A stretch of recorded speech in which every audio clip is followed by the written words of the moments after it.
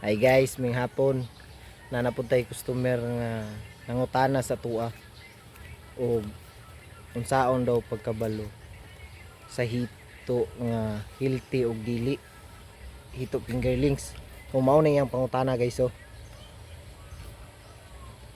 boss, as lang po, paano po siya malalaman na healthy o hindi yung fingerlings na nabili mo? Salamat. So ang iyang pangutana guys, Tagalog. So di man ta kabalo magtinagalog ani. Ito lang binisayon, ikaw na lay sabot sir. So para makita nimo guys ang healthy nga hito fingerlings. Ano guys, so pakita na ko sa imo. Kung ingani na gani imong makita nga fingerlings guys, sigurado healthy yung kay ni siya, kay tanaw nimo walay nagang lahangla niya, paspas kay mulihok. Tapos ang color nila mao nang nay pagka brown brown. Tapos wala po yung nagputi-puti guys. Oh, makita man na nimo abti kay niya nagatapok-tapok sila. Ana sa ilalom. Yang uban sige lihok, sige pigtaw-pigtaw. Mo na healthy jud kay siya nga fingerlings. Ug mao pod ning dili healthy nga hito guys.